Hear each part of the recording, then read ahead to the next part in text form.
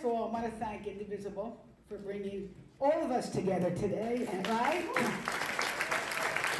I see Linda out there and Myra, Spitfire.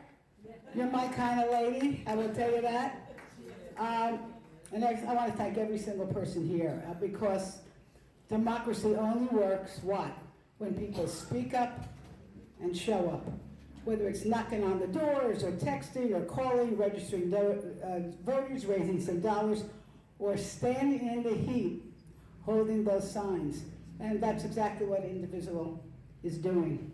And I have stood with you at many of your No King rallies and shaking hands, taking photos, and I got a little bit of sunburned, I will say that too. But I have seen the energy, the determination, and the refusal to be quiet when our democracy is being threatened. Because you understand this. Silence is acceptance. And I want to say that again. Silence is acceptance. And you remind us all that democracy is not a spectator sport. Again, thank you, Myra, for reminding everyone about the vote by mail. That's how Democrats win. I know there might be a few in here. Don't forget to get your vote by mail. Because I'll tell you something, folks, the trends are with us, and we can win this governor's race, we can win the U.S. Senate race, we can win some of these down ballots. We got a brand new Pia Dandia who is running in the new 22. We can flip that seat, or hold that seat. Now, I see many of you here who I've known for many years, and then a few new faces. So I've been asked to tell you a little bit about myself so you know who's representing you, and give a report of what our office has been up to. And I promise you this, we've been very busy, and tonight when I leave you, I'll be flying back to Washington because tomorrow I get to put Marco Rubio on the hot seat.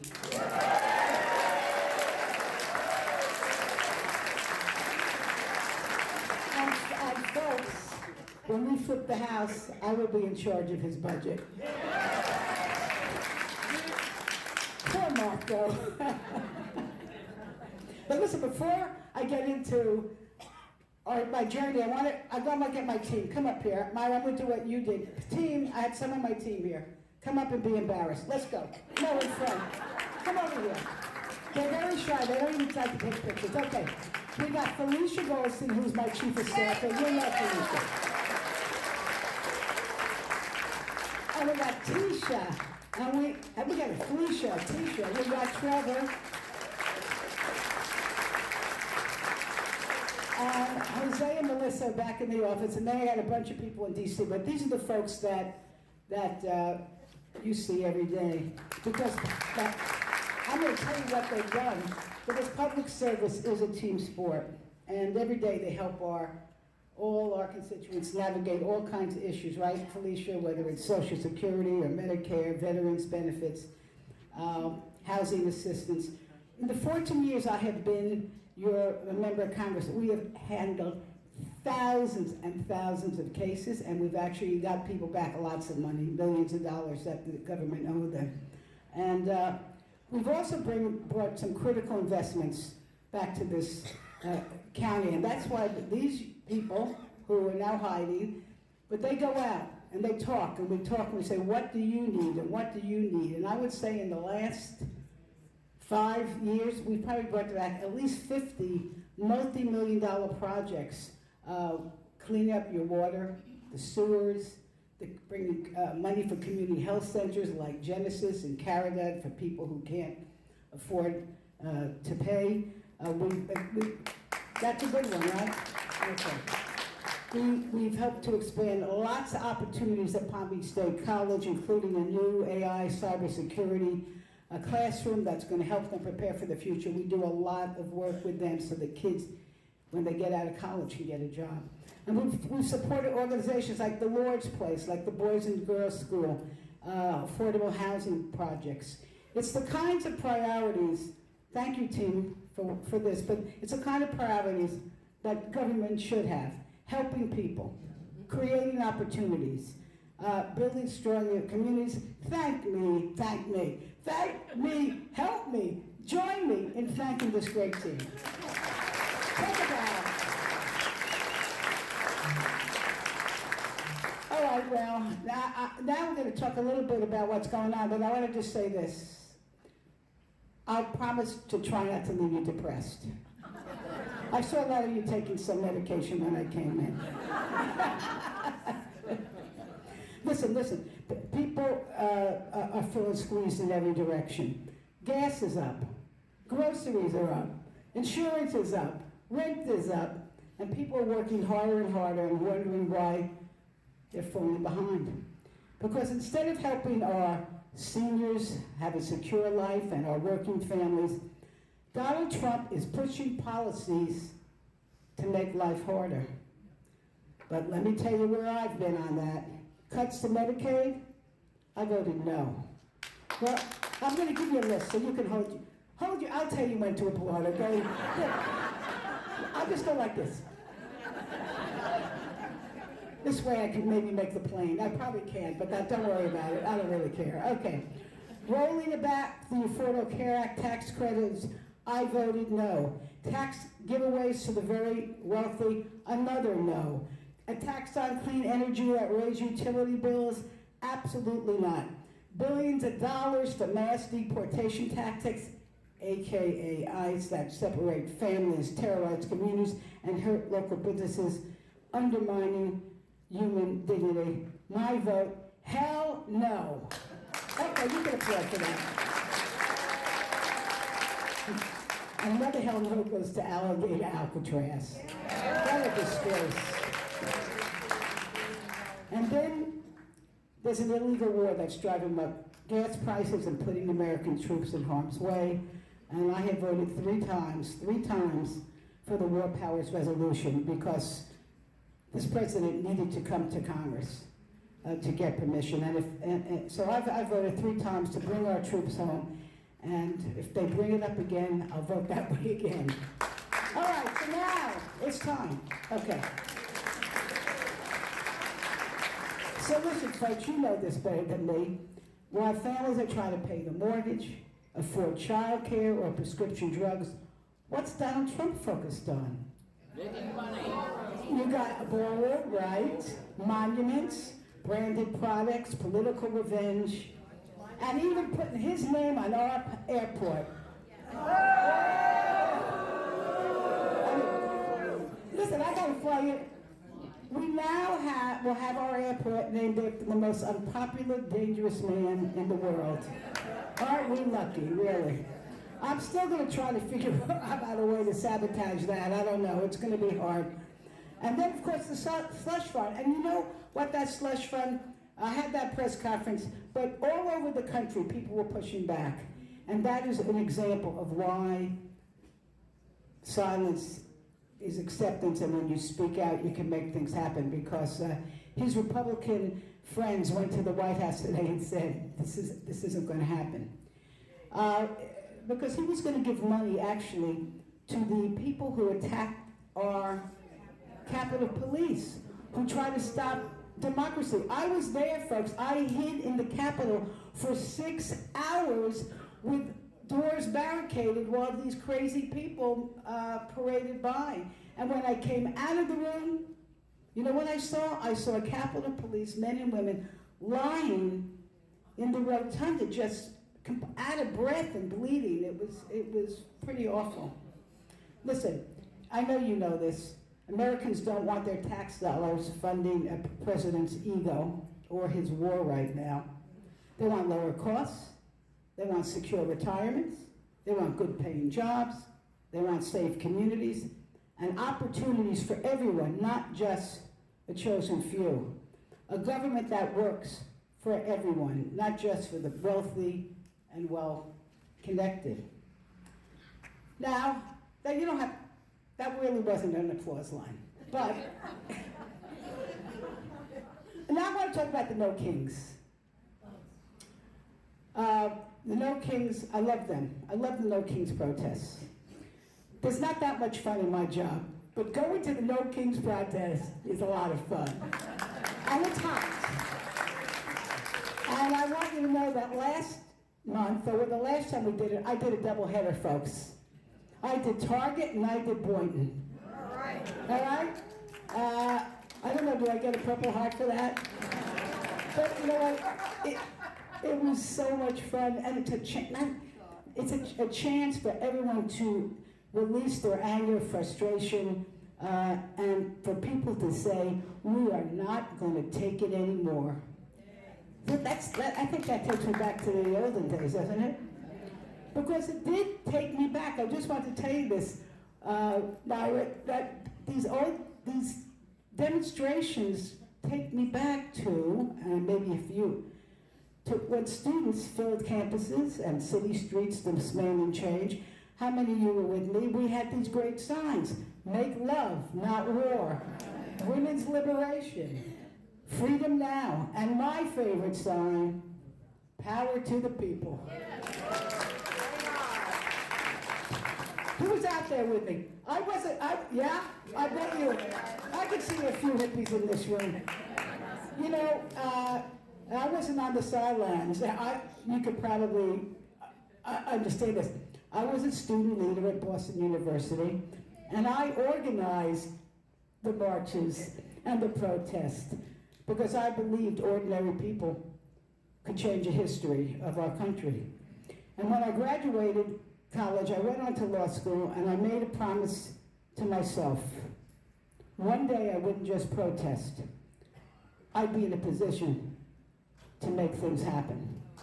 And of course, to get protested myself, that happens too. When I went to law school, a lot of my classmates went to very prestigious corporate law firms. I took a different path. I became an assistant public defender right here in Palm Beach County. Boy, you see things then, all right?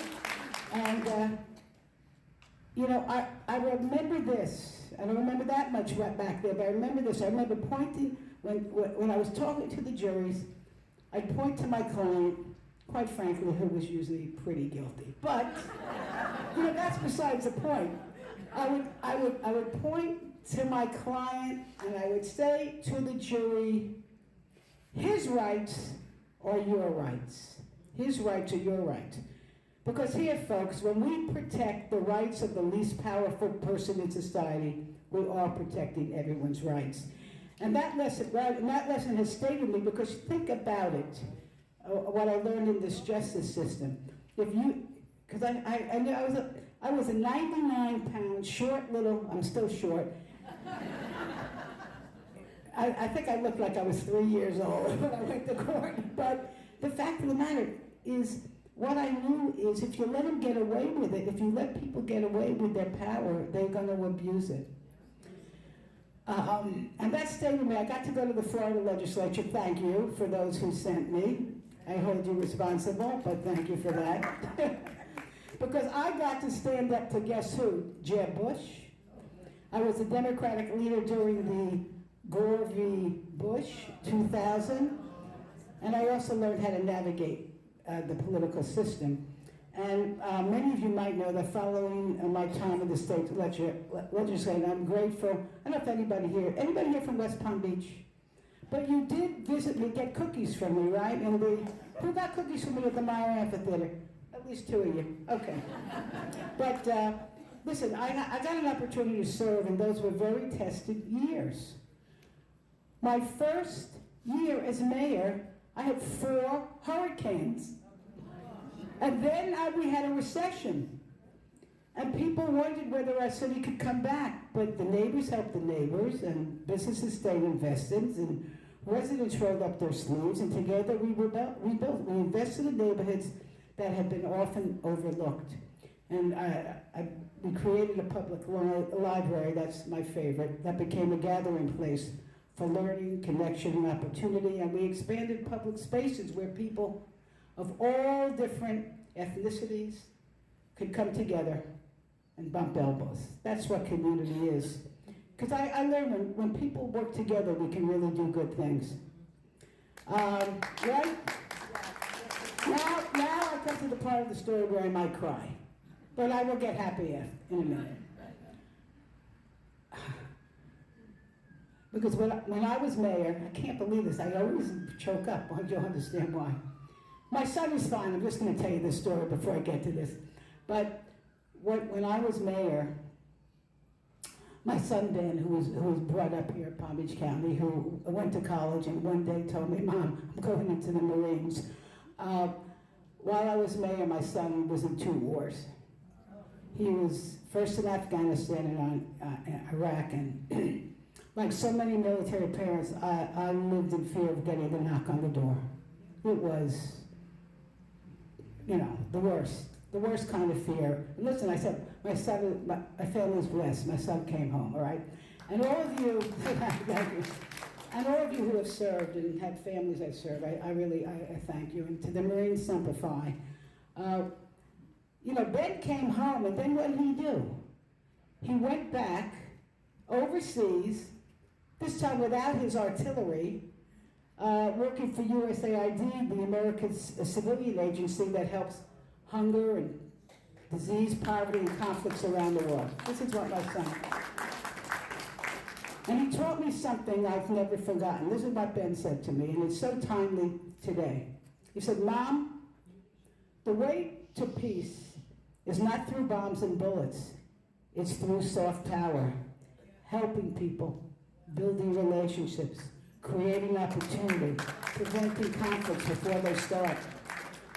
That changed the way I looked about America's role. And I will tell you this, when I ran for Congress, one of my missions would be to keep our sons and daughters out of harm's way using soft power. Simplified Ben. So I got elected to Congress 14 years ago. It's amazing how time flies, right? But I remain grateful every day for the trust that so many of you have placed in me, and I never take it for granted, and I try to make it a difference for the people that I serve. And because of the trust, I was able to travel, learn, bring those experiences to work. I've seen poverty, I've seen conflict, I've seen suffering, and I've seen how American leadership can make a difference. And because of you, and I'm holding you all responsible for this, this community now has a strong voice in the House Appropriations Committee, the committee that spends our federal budget. That's me. All right, my mom said not to bear. Okay, but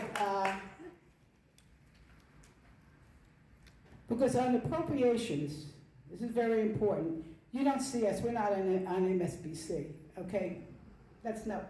We got our head down, trying to keep this country going.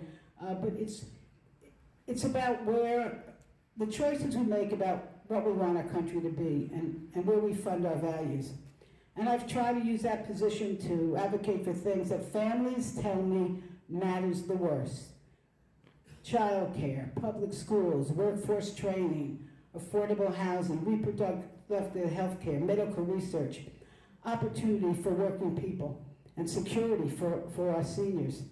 And I've tried to push back against efforts to divide Americans, to exclude people, and to undermine opportunity.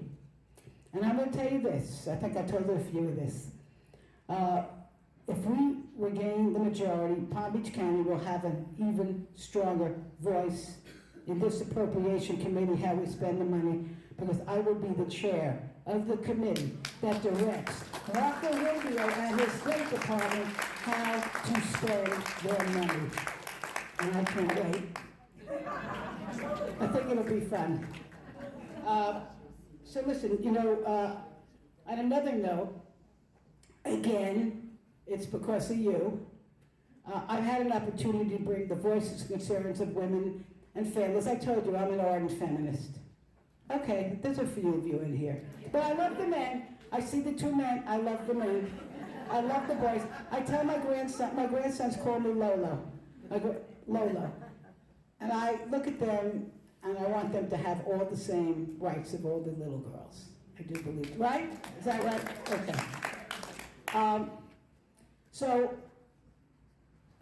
Several years ago, I founded and helped build the Democratic Women's Caucus. We championed reforms to protect survivors of sexual harassment, sexual assault, domestic violence, and military misconduct. We were, this is many years ago, the first, in fact, I was the first member of Congress to call for the Epstein investigation. You didn't know that because I don't go on TV. And what happened, I just want to tell you, this is not in my script, but here's a little inside. I called to have the hearings here in Palm Beach County because this is where all this sham stuff started, right here in Palm Beach County with this ridiculous slap on the wrist. And our oversight committee, the Democrats were in charge, and we were about to come to Palm Beach County when the Justice Department called us and said, we are prosecuting Giselle Maxwell, and we will not allow any witnesses at your hearing. And so, well, it was so, they did the right thing there. I mean, they prosecuted her. They didn't want witnesses testifying in more than one place. But what happened is then the Republicans took over, and I couldn't get them here. But we're not giving up. We were here for a semi-hearing a couple of weeks ago with the Democrats. But also, as one of the things that's near and dear to my heart as the chair of the Women's Caucus was to restore reproductive freedom in every zip code in this country.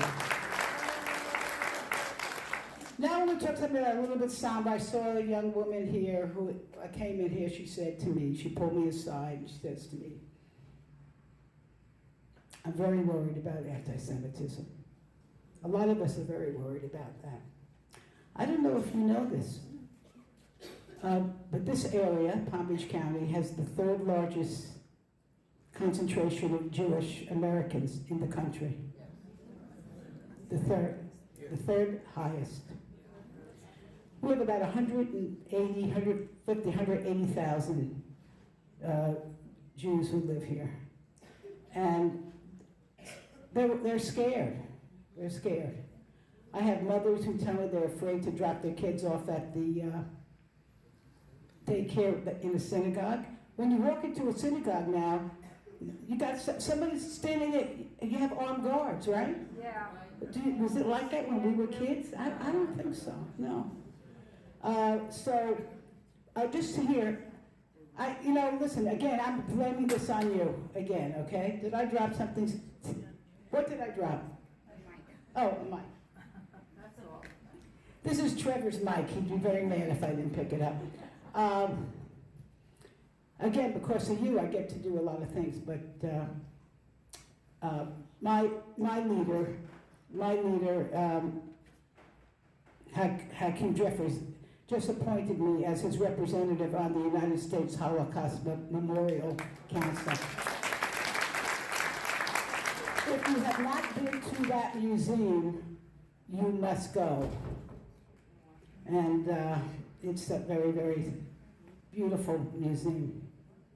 One of the greatest honors of my time in my Congress was that our team secured a very, very rare honor. It's called the Congressional Medal of Honor for Delaware Beach's own Benjamin Ferencz. You ever hear Benjamin? Benjamin Ferencz, who lived till about 103, was the last living Nuremberg prosecutor. And he provided a gold medal. All right, now, I'll tell you one other thing, and then I have to get back to talking about subject matters. One other thing I did, I'm just going to let you know. I created a PAC called Elect Democratic Women. Okay, men, okay, here we go. But our PAC has raised over $50 million supporting over 200 candidates, and since we started, we've elected about 30 more women to the Democratic House. And we are now at 96 strong, and we can elect another one right here from Palm Beach County, Pia Dandia. Let's get her in. And I try to give some of my money here to Palm Beach County to help us with our get out the vote. Okay, I'm going to change the subject again. I'm going to say something good. I think I've been saying something good. Because I don't want us to forget, as we're on the verge of winning back the House and maybe even the Senate, yes, please, I want us to remember what we did. We delivered, and I voted for all of this, folks. Thank you for letting me be there. We delivered the largest investment in infrastructure in generations. We lowered, I'll tell you when to, okay? We lowered prescription drug costs and capped out-of-pocket expenses for seniors. We made the largest investment in clean energy in American history, creating millions of jobs. We strengthened care for our veterans. We passed the CHIPS Act to bring manufacturing back home. We passed the first major gun legislation in nearly 30 years, and we protected marriage equality. We expanded the Affordable Care Tax Act. And when we win back the House, we're going to get back to these basics. Lowering the costs, protecting our freedoms, restoring accountability, and listen, we've got to make housing and healthcare and childcare and prescription drugs more affordable. And of course, protect Medicare and Social Security. Is anybody here on Medicare and Social Security? Okay, I knew that. But we got to defend reproductive freedom and voting rights, public education, and let me tell you what else we need to do. We need to pass comprehensive immigration reform. So we, right? Let's keep decent, honest, law-abiding people, give them a way to have legal status. All right. Let's see. We're coming to the end. Don't worry about it. We need to restore transparency and oversight so tax dollars help people, not the political allies and special interests or a corrupt president. And we got to shine a light on dark money, protect our voting rights, and protect our vote by mail. And let's end this gerrymandering. No.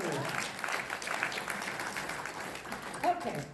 So now I'm going to wrap it up and take your questions, but I want to say this again. Everything I've been able to do, whether as your state legislator, a mayor, a member of Congress, has only been possible because people like you got involved, stayed engaged, and gave me an opportunity to serve. And that's the story of every accomplishment that I talked about today. Not one person, not one office. It's a community that cares to show up, speak out, organize, vote, and keep fighting for a better future. Now, people often ask me, how and why do I keep going? I get this. How do you take it? Why do you want to do this, right? You're thinking that right now. But you know what? It's a very easy answer. I want a good life for my grandchildren, for my 100-year-old mother. Don't worry, I'm not going to go till I'm 100. But my mother does have a very good memory. And really, for each and every one of you and your family. And you know, I will tell you this.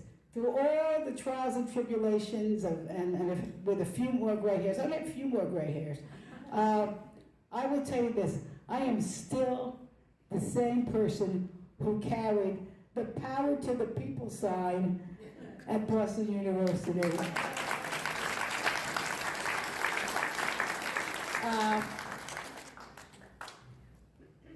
You know, because America is strongest when we lift up people, when we never stop believing that ordinary people can accomplish extraordinary things. I'm talking about you all.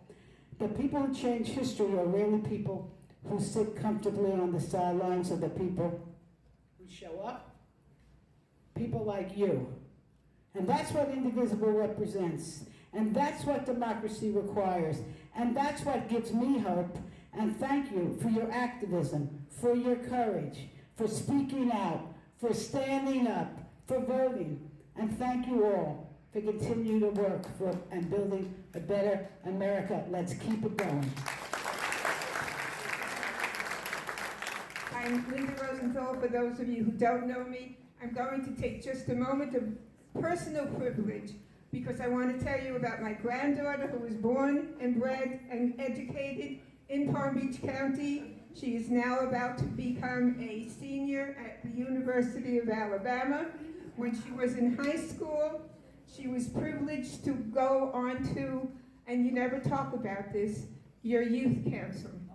And now, with working with the youth council and learning, this summer she is an intern in Lois Frankel's DC office. Tell us about your youth council. I'll see you tomorrow. I was a mental health attorney for the New York State Attorney General's office. Thank you so much for everything you do. You are my councilwoman. You mentioned anti-Semitism. I am a lifelong Democrat. I quit college in 1972 to work on the George Montgomery campaign with the press and photography staff. And I'm very concerned about some people in the Democratic Party that some of the candidates, especially the one in Maine, and there was a congresswoman that did not get her primary, did not win her primary in Texas. And I'm concerned about some people in the Democratic Party that don't take a strong stand against anti-Semitism. And I have friends, you know, I'm from New York City, and I have friends in New York, and people feel very unsafe now, Jewish people. Well, I have the same concerns, but I can tell you this. Your congresswoman is fighting anti-Semitism. And I will tell you, you know, just, people sometimes are conflating, they're conflating the war, what's gone on in Israel with Jews. And we're getting blamed for everything, right? But I want you to, two things can be true. You could believe and want Israel to be secure. Do you know that in this population that we have hundreds of thousands of relatives from people who live here who live in Israel? Hundreds of thousands. And so two things can be true. You can still want humanity and humanitarian support for people in Gaza. You can still want that and still want people in Israel to be secure. And the surge of anti-Semitism is unbelievable all over the world. I mean, you had people who were parading to get the hostages out. They were in Colorado. A firebomb was thrown at them. We had a day school in Michigan recently where a car barely missed 100 kids who were sitting in there. And people are genuinely frightened. We're doing lots of things, though. One thing that I do fight for is to get more funding for security, not just for the synagogues, but for the churches, for places where there are risks. We're doing a lot to try to let people on college campuses who become aware to be able to report their concern. There's a good group on a bipartisan basis, but I will tell you this, there are people on both sides of the aisle. It's not just a couple of Democrats, there are people on both sides of the aisle that you have to keep your eye on. But thank you for sharing that. Thank you. I'm concerned about right now, today, the Congress is voting on, in Florida, eliminating property taxes. If they do that, and they eliminate property taxes, what will you do personally? What will you do? You know what? That's a very good question. That's a question of the hour. If you're not following this, is David Silver still here? I saw him come in. Just left. Okay, your next state senator was in here. They are about to pass in Tallahassee. This is a goodbye present from Ron DeSantis. Again. Goodbye. Let me leave the state in as bad a shape as I can. It sounds good, right? You're going to get some reduction in your property taxes, but here's what it's going to be. Some of your cities are going to disappear because they're not going to have any tax money to pay, to do anything. Pick up your garbage, send out the police, send out the fire. Palm Beach County will probably lose about $350 million, which means the services, the libraries are closed.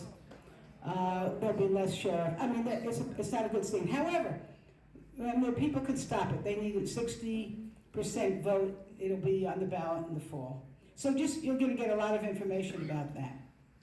Thank you so much for bringing that up. Hi. So great to see you. You're adorable, I must say. I'll tell that to my mother. I shall. Anyway, and again, thank you for all that you do. Once again, you're adorable and amazing. I myself was... This is not a planted question.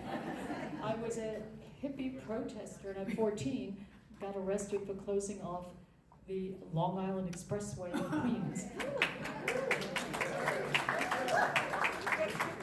Where did you grow up? Chinatown. Oh, okay. Do you think Gavin Newsom would be a very strong contender? I want your opinion. I know it's a crazy question. Okay, no. I'm so worried. Listen, it's not a crazy question, because here's the thing. People are still asking me. People ask me every day, who's going to be our contender, Let me put it to you this way, though. My focus is on the next election, because we got to flip the House and the Senate, folks. We got to elect the governor here, and a U.S. senator. If we surprise them and we win this U.S. Senate seat, they're not talking about Florida, but I think they should. I think we're going to have we have so many good potential candidates, lots of governors from all different states, U.S. senators.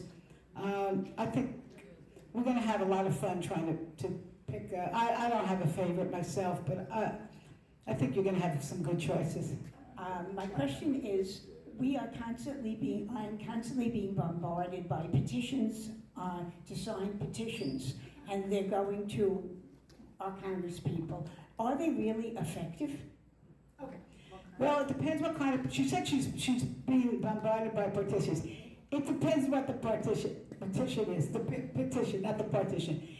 If it's a petition for them to raise money, no, it's not going to you members of Congress, most likely, okay? And if you want, you can always write text stop into your text. There may be some petitions that come in the mail. Whenever we look at everything we get. I don't know, Felicia, do we get petitions? We do sometimes. We do get some petitions? Okay, sometimes we get petitions. We keep track. So it doesn't really affect the vote or our congressman? Well, it can affect, listen, we have this is a democracy, it's a representative democracy. You could call, email, text, write letters, go on your Facebook, go on our Facebook. Communication is good. Remember, silence is acceptance. Yes, reach out to your lawmakers, whether you think they're listening to you or not. So I know we do. Then is We to do. reach out to individually to the congressman. Absolutely. Okay. Thank you. Okay, now you got something to do tonight, right?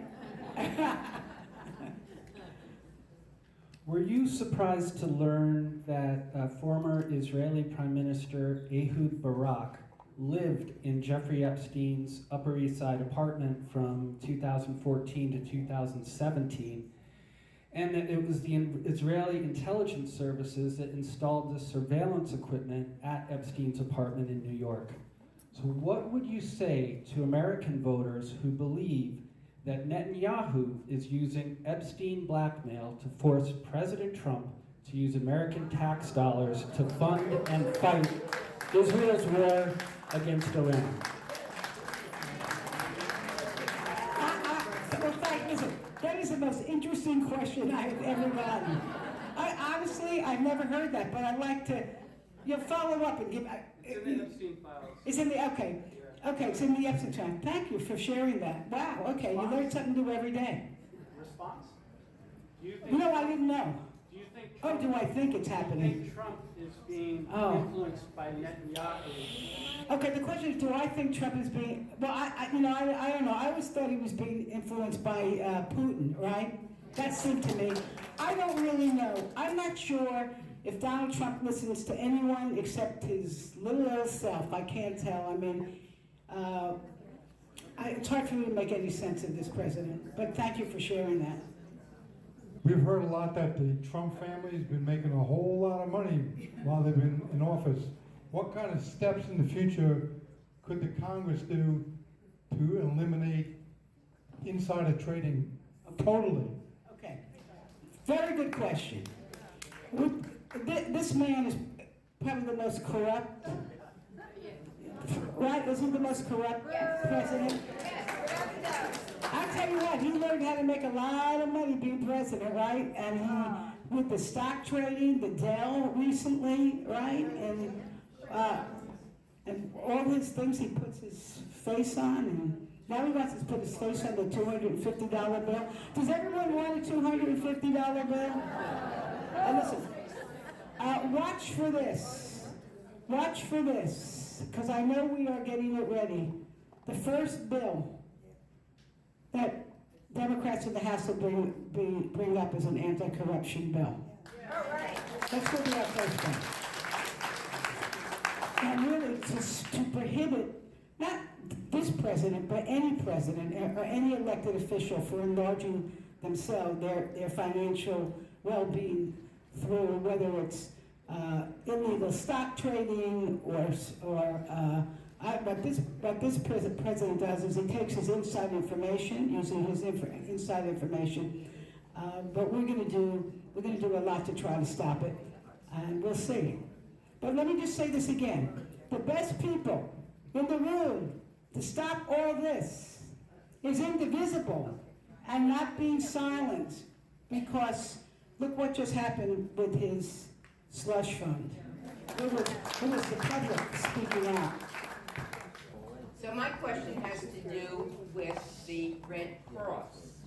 Okay. Where is the Red Cross today in regards to detention centers?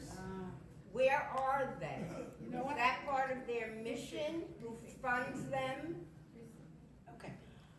That's a very good question. I do not know the answer. But let me just say what you raised. The inference of your question is the horrendous, horrible. Is horrendous and horrible the same thing? The inhumane treatment of people in these warehouses like Alcatraz, like Alligator Alcatraz. Incidentally, Alligator Alcatraz, which is costing us millions and millions and even billions, is about to close down, thank goodness. But I want to tell you something else. And I know this from the committee I serve on, and I'm going to talk to Marco Rubio about this. But, wait a minute, let me tell you what I'm going to... They're taking these, and remember, most of these people, 80% have not committed any crime other than they're here, they've overstayed, or they're sending them to foreign countries where they don't know the language. They're making deals with countries in Africa. They say, you take X number of our deportees and we'll give you X, Y, Z. That's what's going on right now. And what's going on around the country, you like, sort of like Amazon warehouses. They're setting up warehouses to put all these people in. It's horrendous. Okay. Okay, you know what we're going to do? Let's take 3 questions, right? And then I'll try to remember them. Okay, 3. You ask your question, then the next person. Okay, I'm asking. I'm going to do the best I can. If I forget, Tisha, oh, you're not writing it down. Okay, I don't have a pen. It was my temple in Michigan. Oh, it was. Okay, my temple. What I'm asking you and the Democratic Party is this: messaging. How is I find it very ineffective. Okay, I hear nada, and I want to know what is being done, and I'll take it off mic. Okay, well, thank you for that. You're dropping the mic. Okay, next up. You don't want to answer the question first? No, I'm going to answer all 3 at the same time. Go ahead. All right. Based on public information from the FEC website, you continue to receive money from the Fondrel family and Big Sugar-related corporate PACs. You vote in favor of massive federal subsidies for sugar growers every time and never call out Big Sugar's environmental damage, including phosphorus being dumped into our water, leading to contaminated drinking water and killing our marine life. Representative Frankel, which one is it, Big Sugar or clean drinking water? All right. Okay, thank you for that question. You know what? I love, really, when the young people are environmentalists. You know what? I am too. And thank you so much for your question. I bring back millions and millions of dollars to this county to clean up our water. I am supported by every environmental group in this country, so they might disagree with you. And I will say this, nobody pays me to make a vote. And you can look at my record. It's got 30 years of it. And nothing's hidden. And I'm very proud of it. What about Big Sugar, though? Well, let me ask you about Big Sugar. Now, you can't lie. Does anybody eat cake? Nah, I'm kidding you. I'm kidding. Listen, I take money from a lot of different groups. You want to know why? Because... Both sides do. Yeah, both sides do. But here's what I want to tell you. Who ran against me 6 years ago? Does anyone know who ran against me 6 years ago? Laura Loomer. Laura Loomer raised $2.5 million. You know who ran against me the last 4 years? A multimillionaire who put millions of his own dollars into his campaign. This year when I signed up, you know who was running against me? A billionaire and some more multimillionaires who are just writing checks for their campaign. And so here's my choice. My choice is I can try to raise money so you can have someone who shares your values, or I can put one hand behind my back. And when all the rules, when there's an even playing field, folks, when there's an even playing field, when people can't write their own check, like who? You know who writes his own check? Rick Scott. Is he independent? Just because you write your own check doesn't mean you're independent. So I'll stand by my record, and I'm very proud of it. I'm very proud of it. Yes, ma'am. Wait a minute. Oh, I forgot to answer the other question. Yes, What was the other one? Messaging. Oh, yeah, I'm so sorry. Okay, let this young lady go on. Okay, You got me. I'm gonna repeat my question. No, you don't have to, I know. Are you sure? Yes, I do. I'm in therapy, I can handle it. No, I will. I'm so sorry. Let me just get this question. I'm sorry. I got excited. I'm sorry. Palm Beach County residents are struggling to afford rent, and I don't see it getting more affordable anytime soon. What are you doing to make housing more affordable? Okay. So that's a very, very good question. Okay, we got good young people in the room today. The rents have gone up. It's hard to get a mortgage. People are struggling. We get calls every day in our office from people, a lot of seniors, who are on very fixed incomes, and all of a sudden their rent's going up. So we're doing quite a few things. First of all, we take our community funding projects. Every member gets to pick some projects, and we've done quite a few affordable housing programs here in Palm Beach County. We've done housing with Habitat Humanity in Lake Worth. We've done housing for kids coming out of foster care. We've done housing for women who are victims of domestic violence. So we're trying to help that way. We're also, we tried when Biden was president to put a lot more money into the voucher program, but I can tell you this. I sit on Appropriations. In fact, we're going to have the housing budget come up, and I will be fighting like crazy to try to get more money into affordable housing into our federal budget, because people should be able to live in a decent place. Thank you. What about the messaging? Okay, messaging. Thank you. You did not let me forget I do not want you to have to see your therapist. That's her. No, that's me, I'm in therapy. Who's in therapy? What the heck is going on? Okay, listen, you know what? You're talking about anti-Semitism, that messaging? No, Or you're just talking about... the messaging. Oh, for the Democrats. Okay, all right, I got it. You know, I'm not going to make any. This is probably, thank you. It's the most often question I get. People are frustrated. They don't think we have a message. I just want to say this. I hope I didn't stand up here all night. You don't know what my message is, but you know, here's the message. You know, people are struggling. They want lower costs. People want, right? They want lower costs. That's number one. Number two, they want an honest government. But that's not my question. My question was, what is being done? I mean, what? Okay. Okay. What is being done? Well, there's a lot being done in a lot of different ways. Are you asking me what Congress is doing? Yeah. Okay. All right. No, it's a very good question, and I hear your frustration. Let me tell you what's happening in this country. If you follow elections, Democrats have won just about every election in this country post Trump's inauguration. We're not only winning, we're winning by double digits. And the seats that we are not winning because they are very heavy Republican, we are cutting the margin tremendously. So somebody is getting our message. We fight in every way possible Donald Trump and his atrocities, whether it's in the committee meetings, whether it's amendments. I could stand here all day to tell you some of the things that we do. People go on social media, some people go on television. The fact of the matter is, we do not have the votes yet. And you have a president who has the pulpit. But I can tell you, and I hope it makes you feel better.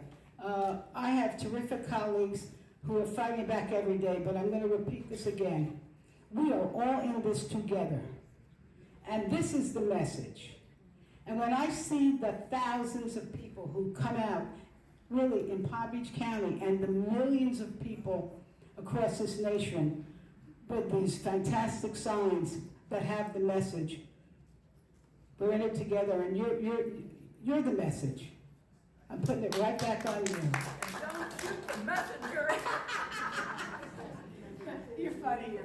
Okay, go ahead. I'm a long-term Palm Beach resident. I voted for you several times. Didn't have a choice in Palm Beach as a Democrat, but now we do. My issue is gun control. I've gotten a call from my 19-year-old FSU student screaming that there's an active shooter on campus. I don't ever want to get that kind of call again. And since you've been in Congress, there's been hundreds and hundreds and hundreds of active shooters. What's going on here? This is crazy. No other country has this craziness.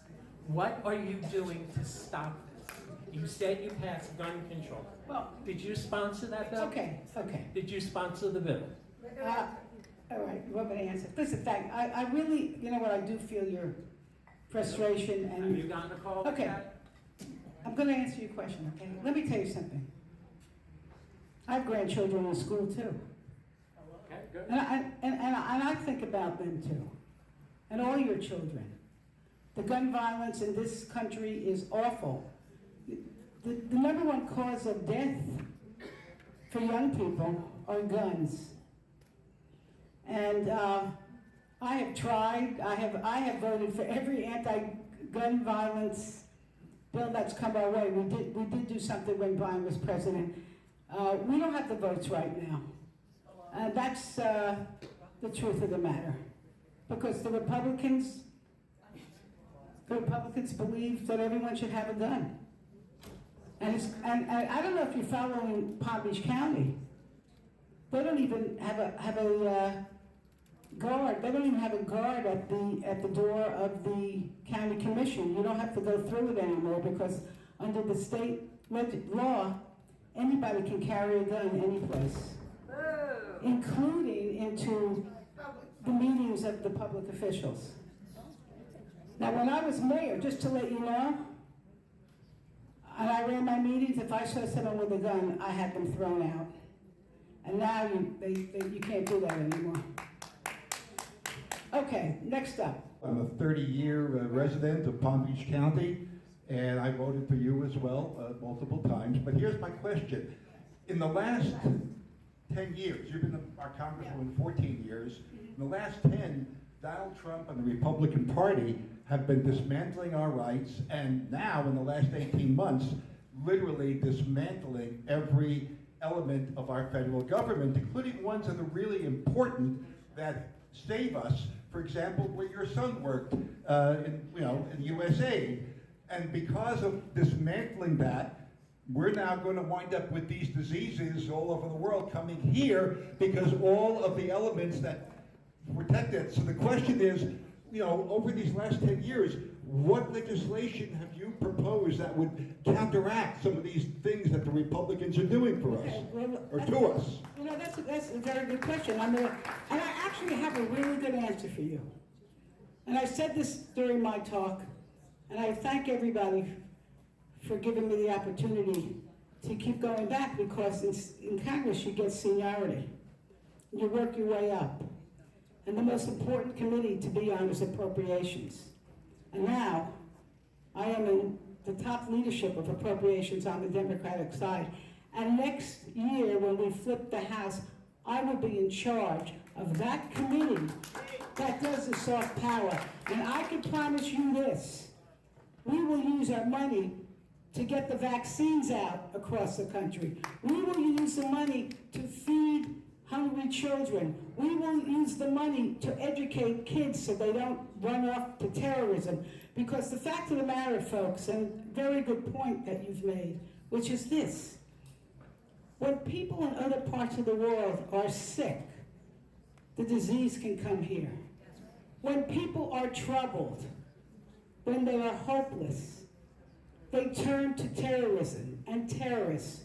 And that's, who do you think did 9/11? Terrorists. And so that's the way we keep our country safe, through the soft power. And I will be looking forward to being in charge of it. Thank you so much. Congressman Frankel, I've been told by the boss, Felicia, that we can only take one more question. Okay.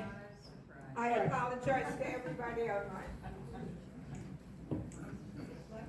Congressman Frankel, thank you very much for your service. Really appreciate it. And from our Boston roots, we remind me of our old, Barney Frank, our old congressman. And in that spirit, I want to ask you, here's my question.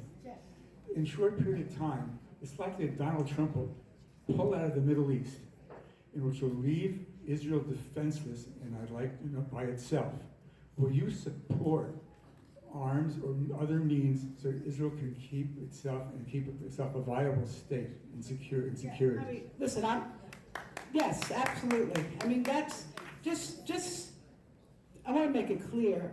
I have been a supporter of Israel security for my entire life, before I went to Congress and now. And Israel has always been it's always been bipartisan. And in fact, it was Barack Obama who signed the Memorandum of Understanding almost 10 years ago to make sure that we continued with our support of Israel. But and with that said, the fact of the matter is that I know there's some people who are concerned with that, but what I want to say is this, and I'm going to repeat myself: two things can be true. You can want the people in Israel to be secure. I don't like Donald Trump. I don't want anyone bombing America. Get the point? And I want the people of Israel to be secure, and I also want humanitarian support and an opportunity for the children in Gaza to grow up and have a decent life, because you're not going to have security in Israel unless you have peace and you have security with their neighbors. All right, you know what? I'm going to come from behind the podium. My question is, and I've seen this on CNN or MS Now, Democratic Party approval ratings are extremely low. Yeah. What can you do to suggest to help with the ratings? Yeah, listen, I don't know about the rating, but here's what I'm gonna do. I'm gonna help with the elections, okay? All right. And I'm gonna help get Democrats elected. And let me tell you something else. Democrats, we should stop shooting at each other. We are not the enemy. I think you know, I'm a very good sport, okay? Don't go into politics if you can't take a joke, if you know what I mean. I'm a good sport. Anyone can ask me a question. But we have to stop shooting at each other because we are not the enemy. We are not the enemy. And I'm going to end by saying this. Folks, keep it up. Keep it going. Keep the spirit. Keep the energy. Silence is acceptance. And let's just say, power to the people.